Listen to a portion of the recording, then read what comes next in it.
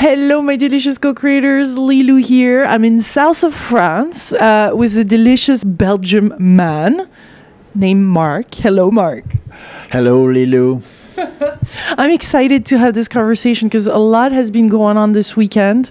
There's been on Friday this congress, this how do we call this? This big conversation around the economy, the politics. You really want to change the landscape. I mean, you have this desire for, I would say that this congress was to inquire about the new tools for a new civilization. And what we found out is that the tools are there. The table is set.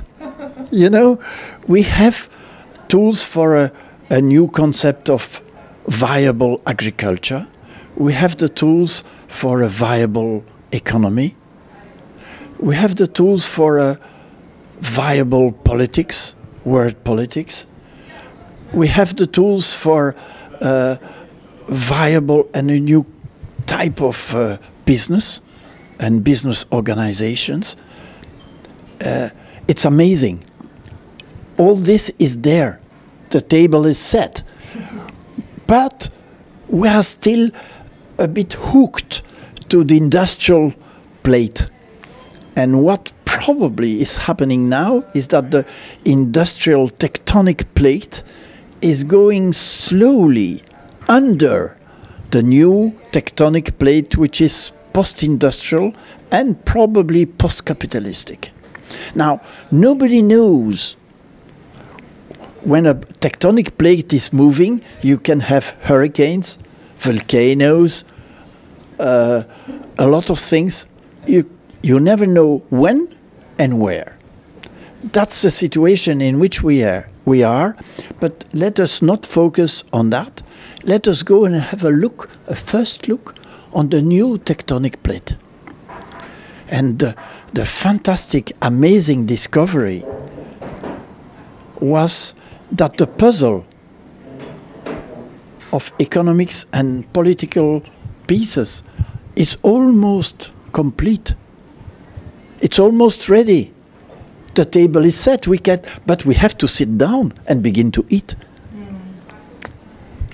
Tell us more about this post-capitalism, because this is a huge bomb. I feel. What is this? Yes, well, it's a big change. You see, how do you define it? Oh, it's very simple. You see, 100 years ago in Europe and all over the world, we were all working in agriculture. And we had a vision of life. And then suddenly we pushed all the workers in agriculture into industry. Industry is different. You have a block of steel, you have a factory, and you produce a car. The car is much more expensive than the block of steel. So you add value to the object. And we all still in there. And that was a capitalist society because you need a lot of capital.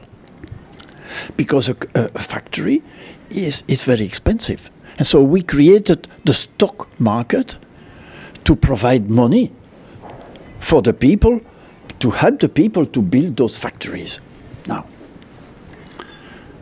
the change is that we are not producing objects anymore.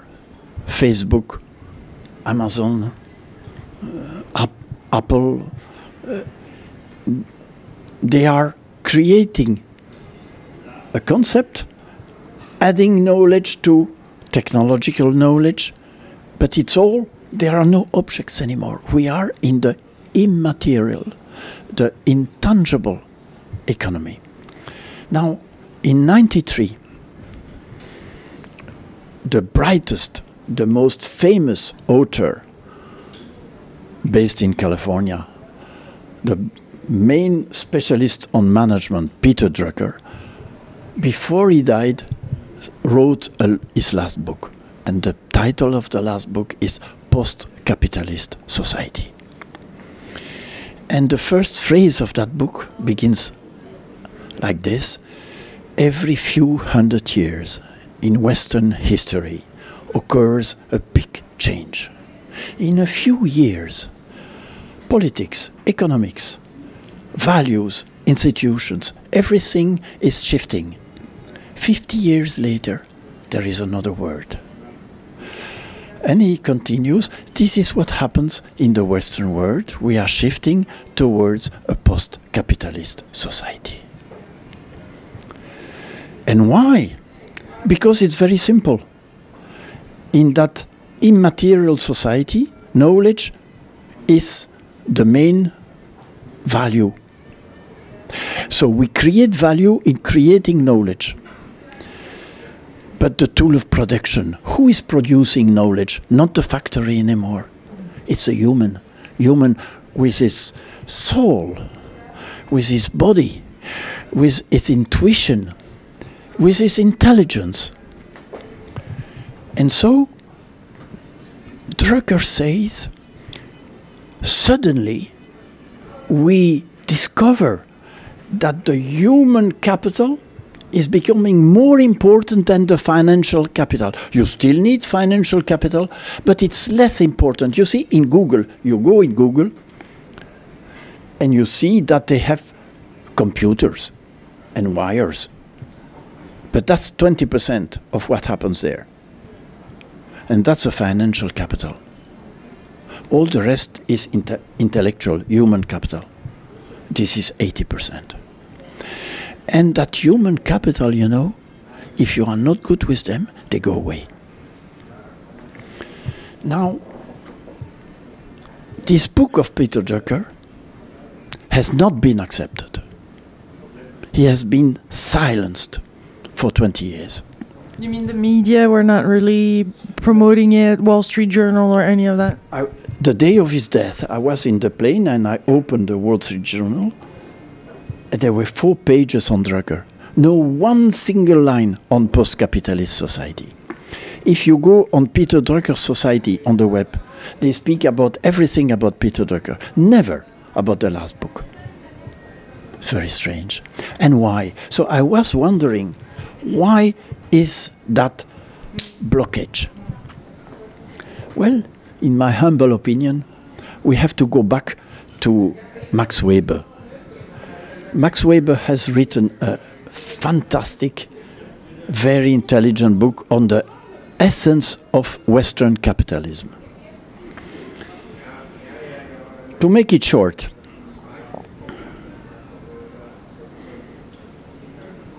you see, some of the most extreme, pure Protestants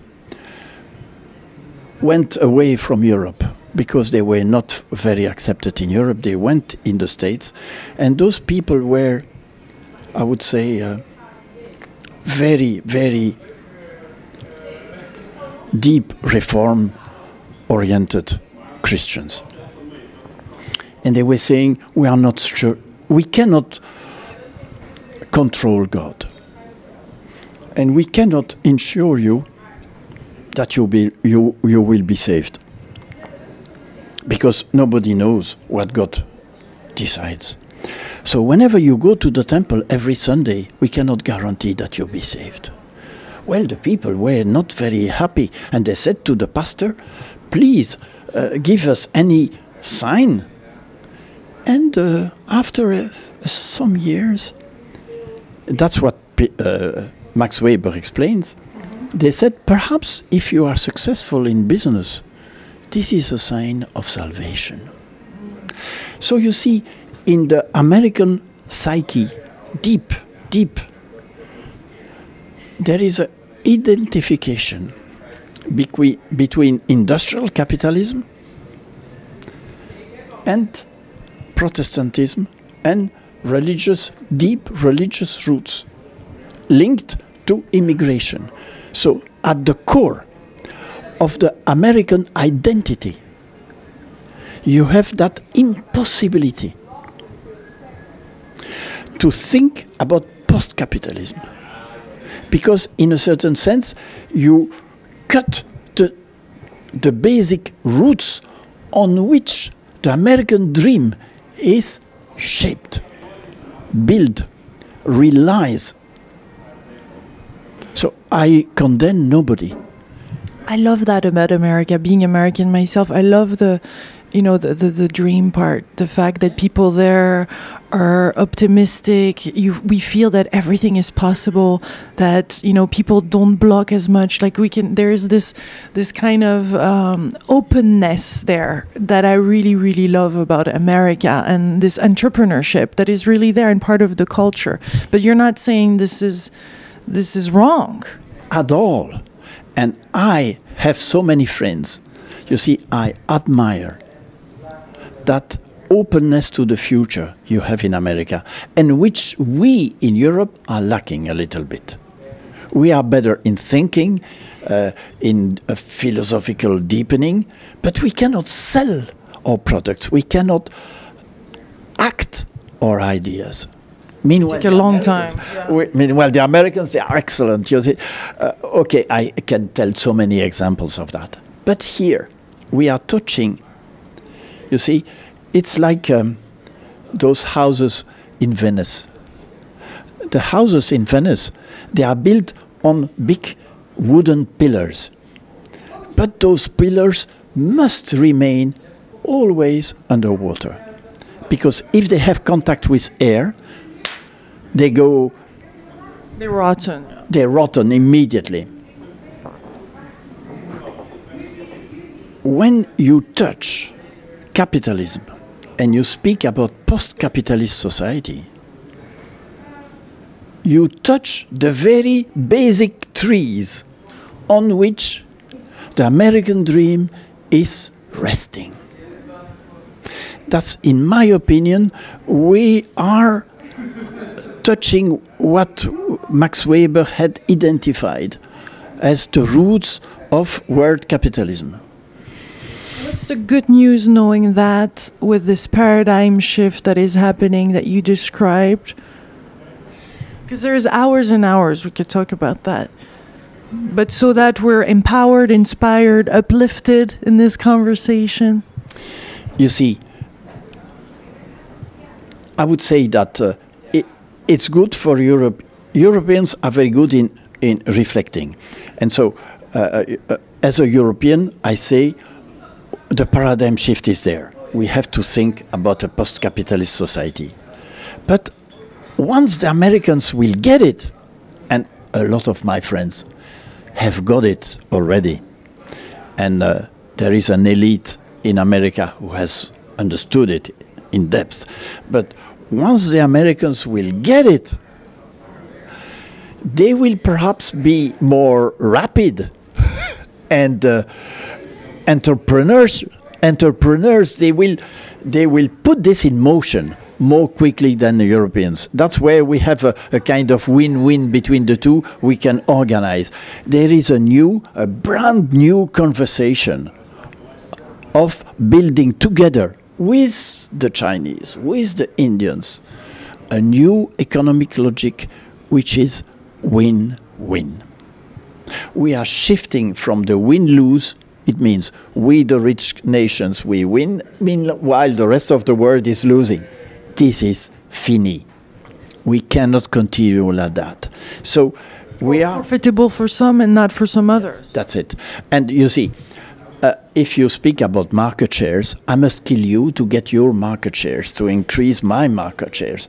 So separation, competition. Yes, I blame nobody. That's the way industrial capitalism was working.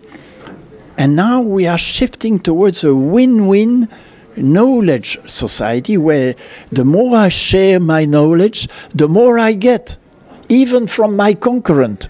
So we are shifting completely logic, and I think that whenever the American logic, and we see some Wharton Business School, for example, we see Case Western, we see places where this new logic is beginning to shift, but they don't dare to speak about post-capitalist society because this is still taboo.